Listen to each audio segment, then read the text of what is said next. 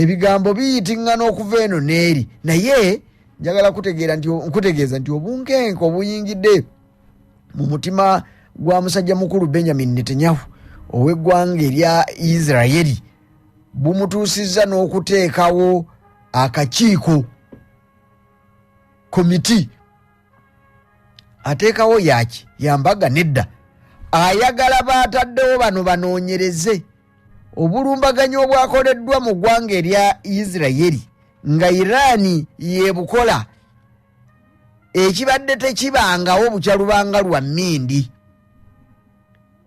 ddala kiki ekyalemesezza Israeli Defense Interception Systems okukola lyabadde kobaane gabadde maanyi ga ballistic missiles ezeggwanga erya Iraani abaffe nga tetwabiraba mu kunoonyereza bannange kiki ekyaviiriddeko abasajja bano okukuba Isirayiri obwenkanidde awo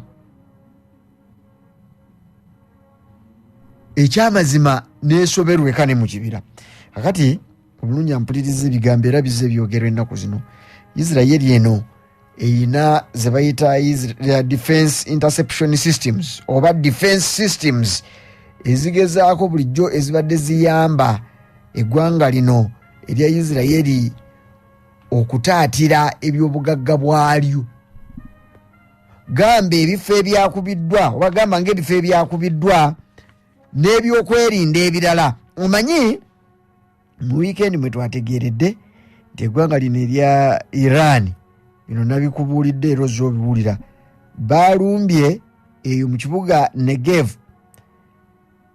ebikompola byabwe ne babyolekeza ekifo kye bayita Dimona ne Arad. Dimona kimanyiddwa nga eno nuclear site giyite research center emu kwezo eziriwo nga tewali naazoogerako ziriwo mu mbeera ya bumenyi bw'amateeka naye bo bazirina kyokka nga ebyokulwanya oba ebya nuclear gwe bakoze n'oyo gwe bateekateeka okukola okunoonyereza eno facility ya Dimona ye muyina kifo kikuumwanga bw'onaakuuma eriiso mu kiwanga kyo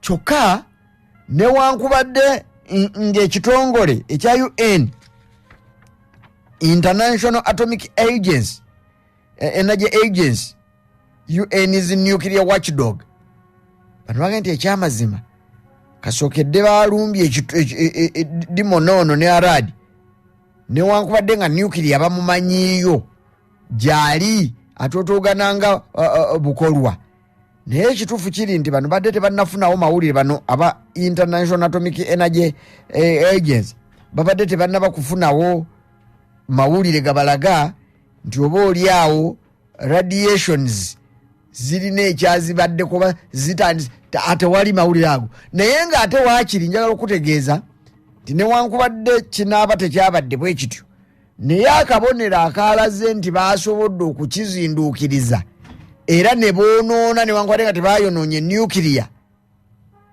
nako kaamaanyi amawulire gategeezezza gwe omulungi ampuliriza kakati agavuddeko okwebuuza nti abantu abali eyo wakati w'ekikumi n'ebikumi bibiri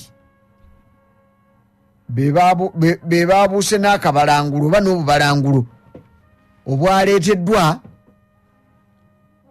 abasajja bano aba Iran bwe baalumbye ebifo bino kyokka nti ku bano abaabuuse n'obubalangulo kumanya kyabadde si kirungi n'akamu kuliko abaana n'abakyala ekyo nakugamba mu lutalo kizibu nnyo era kiba kibi kakati amawulire abagabuuza nti naye yo Isirayiri babadde zino mizayiro yabadde kamyu ng'abakoonako bukoonyi ne bafuna okusiibwa oba kubanga obulumbaganyo obufaanana bwe butyo tebusobola kubanga tebwafiiriddemu bantu kyokka olw'okuba Isirayiri emikutu gy'amawulire gisobola okumansa entungo mu nsonga ezo oba okufulumya amawulire agakwata ku Isirayiri eno obutereevu bagigobayo naddala olutalo luli olubaddewo wakati wa Isirayiri era olukyaliwo wakati wa Isirayiri n'Abahamaasi.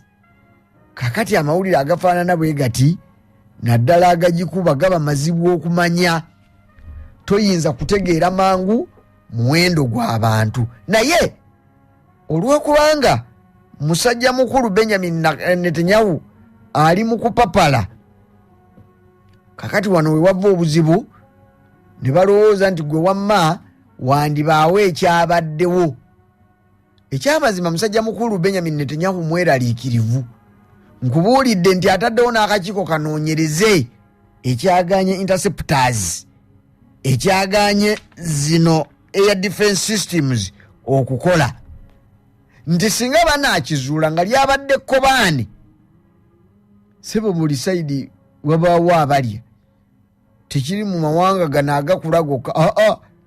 Osobola okusanga nga okusinziira ye bw'alowooza oyinza okwesanga ng'oba oliawo waliwo abalyolyomi abaabuulidde eggwanga erya Iran nti kakano wano we muba mukuba kiri ttereere ng'ennyindo y'ente. Iran yasoose kulabula okumanya ejooga, naye olw'okuba nti Isirayiri ebadde ekimanyi nti Dimona tazindwa kubanga obukuumi we buli mu bbanga mu buli luuyi, naye ebifaanana bwe biti bizze bigwa ku ggwanga erya Isirayiri kubanga n'abasajja Abahamaasi bwe baalumba eggwanga lino erya Isirayiri mu 2023 nnaku z'omwezi nga 7 ogw'ekkumi bwe baabalumba era waaliwo okwebuuza n'okutuusa kati okukyanenyezebwa. Ekisooka Benjamin Netanyahu oyo abantu bamulaba bubi ewaabwe baga nti ayinza n'okuba nga ekyamazima ye yaviirako ate naye ayina baanenya kubanga ebifaanana bwe biti tebisuubirwa. Kakati eno Dimona yabangwawo eyo mu myaka egy'enkaaga. Ekituufu n'okutuuka olwaleero babadde tebagyegezangamu yadde okugisongamu olunwe nti bayinza okubaako kye bagikola. Era nga Netanyahu ne basajja be bwe beebaka n'okuloota baloota nga tewali kye beeraliikiridde, n'okulangajja balangajja ng'abaakasibira embaali. Naye ku luno lwe baakitegedde nti gwe wamma ozannyiranga ku wali ozannyiddeko evuuvuumira terigwa ku mwenyangu, kubanga obusajja buno okubanga bwazinduukiriza nga businziira owaabwe ne busindika Keiba Shekena ogwo muzinga ballistic missile emadi ne Fata 110 gino gyonna girubanto mizinga ne gijja gikuba awo n'abantu ne bafa obwenkanidde awo kyabamazeemu amaanyi era beeraliikirivu bya nsuso nti okuleka nga bazuukuse ebigambo bwe baabibala si bwe biri. Tebanaggwamu maanyi gasindika bikompola birala era n'olwaleero we lukeeredde tutuuke ku ssaawa zino Isirayiri tennassa mukono tennassa mwoyo, naye kino ekyabaddewo ekyabalese nga bafumbya miyagi ekyamazima bajja kinyumiza omwana n'omuzzukulu kubanga babadde tebakisuubira. Kakati omusajja omukulu ono Benjamin Netanyahu kyakoze kwe kubuulira bannansi n'abaga nti abange temuddamu kwesigikiriza, temuddamu, ono ajja si muntu n'akamu. Ebigambo biyinza otwonoonekera singa tetwebeereramu. Luli Abayisirayiri babadde beebaka kiri mulaala. Kiri mulaala teyeegulira ngabo kubanga akimanyi nti mpaawo kiyinza kulumba ne kimukwata. Kakati ku luno baabage nti abange ye tukimanyi muli Bayudaaya musinzira mu nsi eno amatendo, nsi ey'amaanyi erina abakesi n'obukesi, naye bw'owulira ekikompola nga ifaki nga tonna banakiwulira n'owulira akagombe nga kavuga tolinda kuwulira ka mulundi gwakubiri Benjamin Netanyahu yabuulira abantu be munda mu ggwanga erya Isirayiri. Agandi temulinda kirala gwe kasito kawulira ne bekaba tekagenderedde. Fubutuka duka wekukume wansi mu mikwesese. Ne bwe kiba kikwetagisizza obutakola olunaku lulamba beera yeeyo engabi eyewalawala yeekaluba ennyama. Kubanga okusinziira nga bano bwe bazze bwe batandise okukola ebintu byabwe, embeera si ye ya bulijjo.